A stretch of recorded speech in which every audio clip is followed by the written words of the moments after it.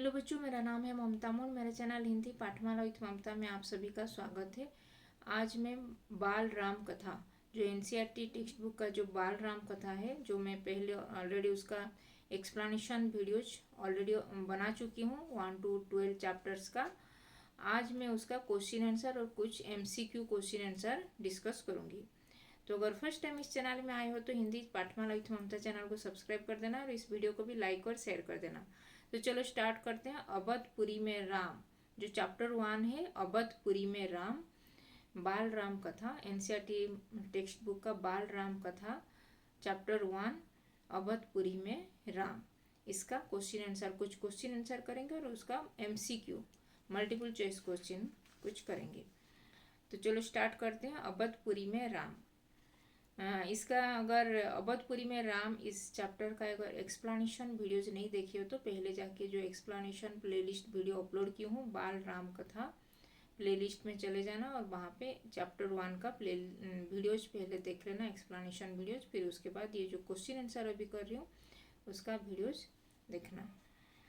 तो और कुछ उसमें कुछ अगर डाउट होगा जो एक्सप्लेनेशन वीडियोज में, उसका जो समरी, उसका एक्सप्लेनेशन में जो एक्सप्लेन की हूँ उस चैप्टर में, तो वो कमेंट लिख सकते हो।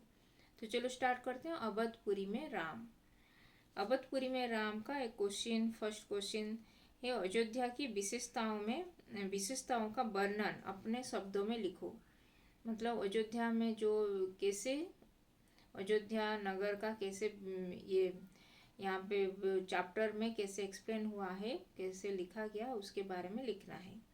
अयोध्या नगरी का विशेषता। तो अयोध्या नगरी कहाँ पे स्थित था? सरयू नदी के किनारे। तो पहले लिखोगे सरयू नदी के किनारे सरयू नदी के किनारे अयोध्या कौशल राज्य की राजधानी था। कौशल राज्य की राजधानी अयोध्या था। वो पहले लिखोगे। फिर वह नगर अत्यंत सुंदर और दर्शनीय था। ये अयोध्या नगर बहुत ही सुंदर था, लिखना है। फिर इसकी एक एक इमारत आलीशान थी, आलीशान इमारत था, और सड़क भी चौड़ा था, और बाग बगीचा, यहाँ पे अयोध्या नगर में बहुत सारे बाग बगीचे थे। चारों ओर हरियाली और पेड़ पौधों से अयोध्या नगर सुशोभित हो रहा था। अयोध्या में गरीबी का कोई भी नामो निशान नहीं था, क्योंकि वहाँ पे सब लोग सुख शांति से रहते थे। सभी लोग सुख संपन्न से, सुखी से, खुशहाल से रह रहे थे, और वहाँ पे जनजीवन बहुत ही खुश संपन्नता था। ये सब लिखना है अयोध्या नगर का विशेषता। अभी क्वेश्चन नंबर 2 है, राजा दशरथ को कौन सा दुख था, वह कैसे दूर हुआ? राजा दशरथ का कौन सा दुख था? ये जो अवधपुरी में राम, ये जो चैप्टर हम रीड किए थे उसका एक्सप्लेनेशन जो मैं बोली थी, वहाँ पे मैं बोली थी कि राजा दशरथ का क्या दुख था। राजा दशरथ का दुख था कि उनका कोई भी संतान नहीं था। राजा दशरथ निसंतान थे, यही ही उनका एकमात्र दुख था। संतान की कमी उन्हें बहुत ही सता रही थी, और वो वशिष्ठ मुनि के आश्रम गए थे, और वहाँ पे पुत्रोष्टि, मतलब जो पुत्रोष्टि यज्ञ करने के लिए वो वशिष्ठ मुनि उनको सलाह दिए थे। फिर महान तपस्वी ऋष्यशृंग, महान ऋषि जो ऋष्यशृंग ऋषि थे, उनके देख रेख में वो पुत्रोष्टि यज्ञ किए थे, वो वशिष्ठ मुनि के आश्रम में ही। और इसमें कुछ समय के बाद राजा दशरथ का इच्छा पूर्ण हुआ, और उनको तीनों रानियों का पुत्रवती हुए थे। और फिर ये जो प्रथम रानी कौशल्या के गर्भ से 10 ये राम, और फिर कैकेयी रानी के गर्भ से वो 10 भरत, और सुमित्रा के गर्भ से ये लक्ष्मण और शत्रुघ्न पैदा हुए थे। ये लिखना है। फिर निसंतान होने के कारण उनका दुख था, तो फिर जब ये पुत्र संतान प्राप्त हुआ तभी उनका दुख दूर हुआ, ये लिखना है। फिर विश्वामित्र ऋषि कौन थे? विश्वामित्र ऋषि कौन थे? विश्वामित्र ऋषि पहले वो राजा थे, फिर अपने राजपाट को फिर छोड़ दिए और फिर अपने सन्यासी होकर वन में चले गए। और सिद्धाश्रम, जो सिद्धाश्रम बोल के उनका ये आश्रम बनाए थे, वो जंगल में एक आश्रम बनाए थे, उनका नाम था सिद्धाश्रम बोल के, वहाँ पे वो रह रहे थे।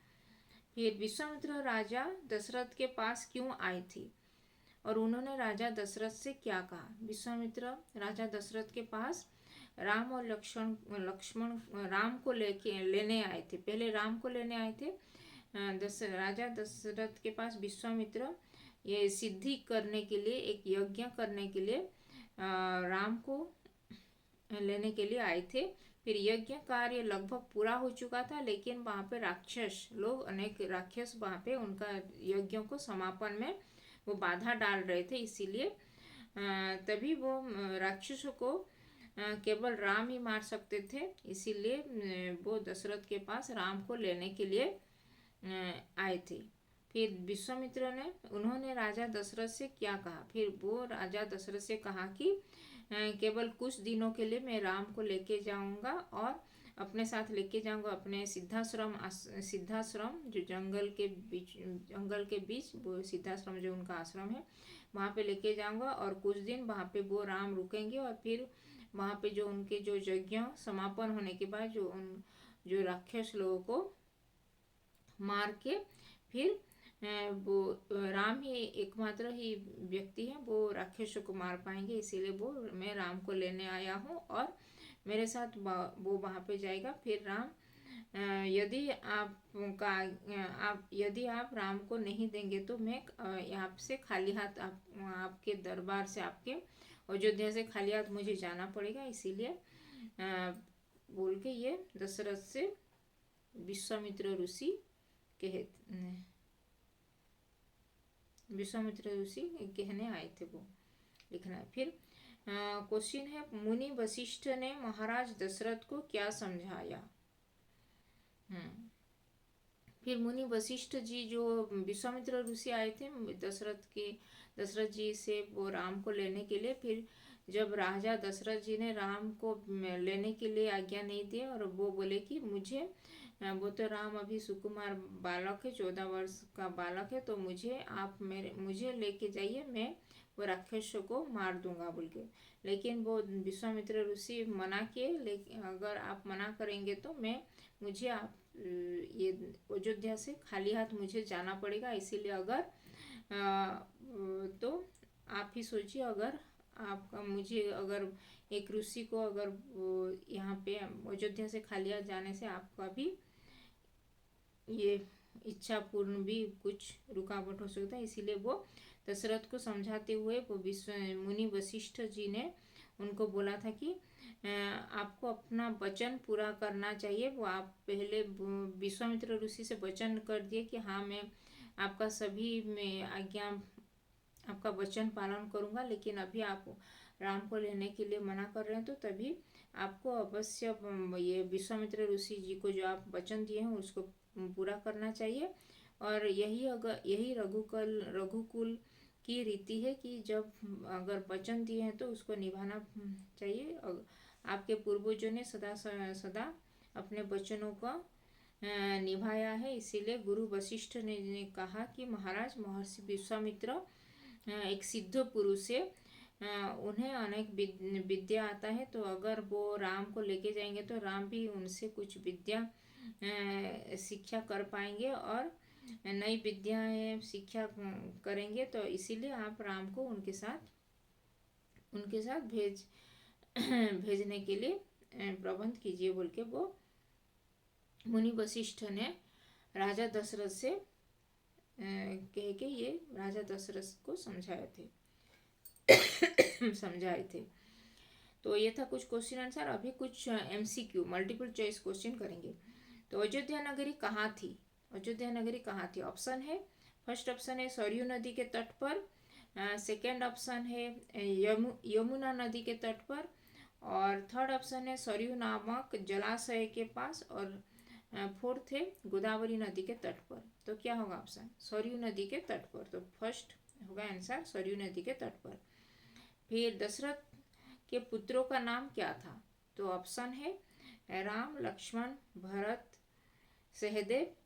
फिर राम, लक्ष्मण, भरत, विश्वामित्र, राम, लक्ष्मण, वशिष्ठ, शत्रुघ्न, राम, लक्ष्मण, भरत, शत्रुघ्न।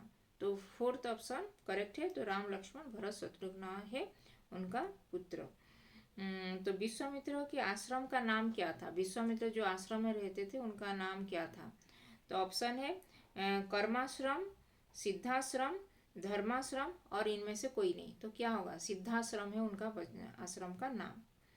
तो दशरथ के प्रिय पुत्र कौन थे? ऑप्शन है लक्ष्मण, राम, भरत, शत्रुघ्न। तो दशरथ के प्रिय पुत्र राम थे। तो राम होगा आंसर।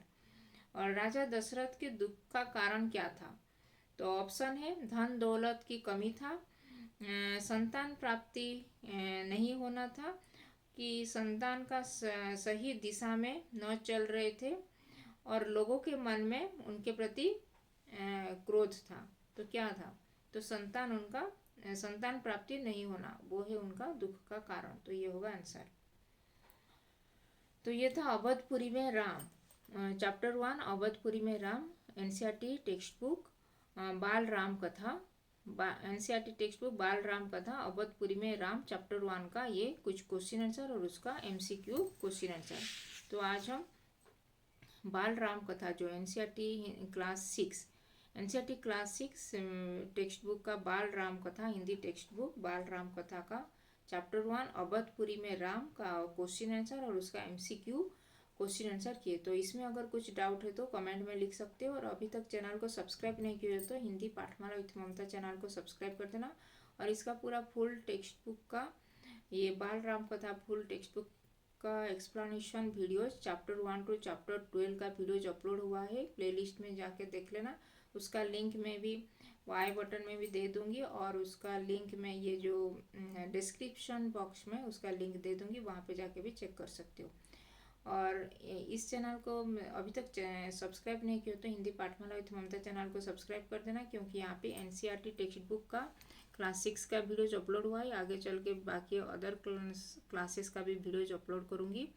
और अंकुर हिंदी पाठमाला का क्लास 1 टू क्लास 5 का वीडियोज पूरा फुल टेक्स्ट बुक उसका reading playlist videos, reading improvement जिसको करना है तो वो प्लेलिस्ट वीडियोज भी देख सकते हो, और explanation videos Ankur Hindi Pathmala class 1 to class 5 का, और उसका ये क्वेश्चन आंसर वीडियोज ग्रामर का जो अंकुर हिंदी पाठमाला क्लास 5 का ये जो भाषा संसार है उसका मैं ई बुक सोल्यूशन बनाई हूँ, उसका मैं पीडीएफ फाइल में कन्वर्ट करके उसको इंस्टा मोजो में अपलोड की हूँ, और उसका लिंक मैं कम्युनिटी टैब में शेयर की हूँ।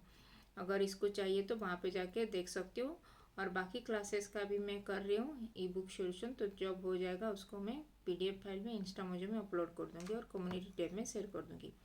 और यहाँ पे उड़ीसा स्टेट बोर्ड का भी क्लास 1 टू क्लास 5 का वीडियोज अपलोड हुआ है, और आगे चल के अदर क्लासेस जैसे क्लास 6 टू क्लास 12 का वीडियोज अपलोड करूँगी ये उड़ीसा स्टेट बोर्ड का, और कर्नाटका स्टेट बोर्ड का भी class 1 to class 4 videos upload हुआ है। आगे चल के दूसरी क्लासेस का भी अपलोड होगा। और अदर स्टेट बोर्ड जैसे कि तेलंगाना, आंध्रा, केरला और महाराष्ट्र ये सब स्टेट बोर्ड का भी second language third language video सब अपलोड होने वाला है इस चैनल में। तो अभी तक चैनल को सब्सक्राइब नहीं किया तो, और ई बुक सोल्यूशन भी बनाऊंगी भाषा ये जो ग्रामर सोल्यूशन और उसका क्वेश्चन आंसर सभी स्टेट बोर्ड का। तो अभी तक चैनल को सब्सक्राइब नहीं किया तो हिंदी पाठमाला विथ ममता चैनल को सब्सक्राइब कर देना, और इस वीडियो को भी लाइक और शेयर कर देना। तो धन्यवाद, थैंक यू।